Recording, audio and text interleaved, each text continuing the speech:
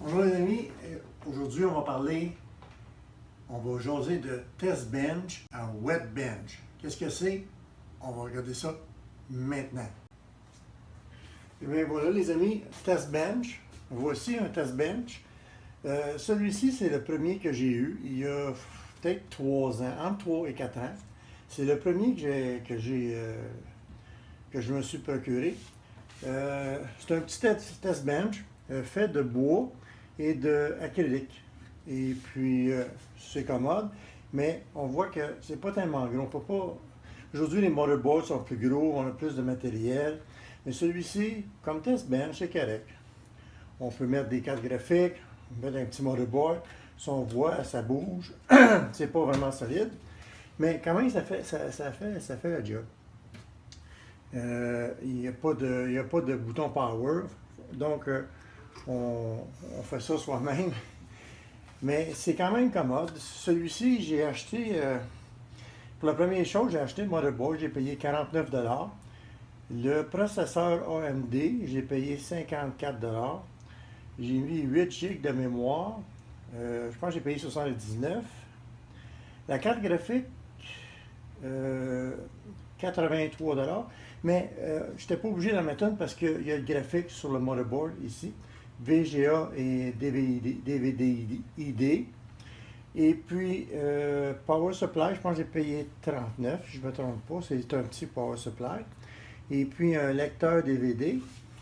Et puis ici, j'ai mon petit disque dur, un 60 GB, un SSD, 60 GB que j'ai payé, je pense que c'est 60 $.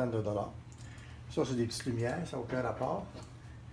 Et je me suis installé une petite fan que j'avais en stock, qui alimente, qui refroidit un peu mon processeur. Donc, le tout, c'est pas dispendieux, mais ce test bench-là, je m'en sers pour vérifier les disques durs que je branche ici. Mes fils sont tout open en arrière. Je branche des disques durs, je vérifie les disques durs. Je peux les formater. Je vérifie les cartes.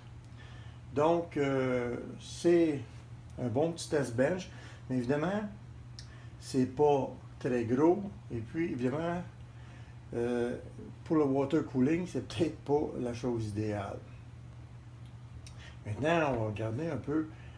Puis je m'en sers aussi pour la musique, parce que mon système de son est branché dessus. Quand même, pas dispendieux pour un test bench, en tout cas celui-ci. Je pense que j'avais payé 199 $. 199 $. Évidemment, c'était pas monté.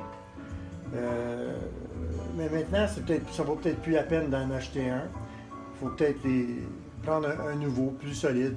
Maintenant, ils sont en métal et en acrylique. Fait que maintenant, on va regarder le wet bench.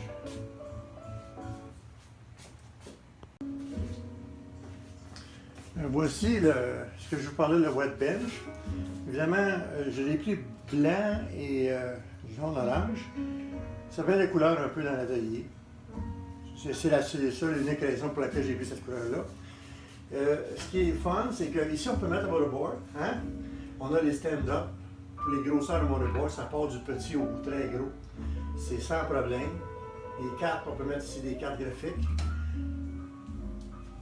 Donc, ça, après ça, lui, ben, ce qui est commode, c'est que ça se retire. Ici, en dessous, si on regarde, on a la place pour le power supply, c'est ajustable. On a la place pour des disques durs mécaniques, un lecteur DVD. Oups. Et puis ici, on met nos lecteurs, notre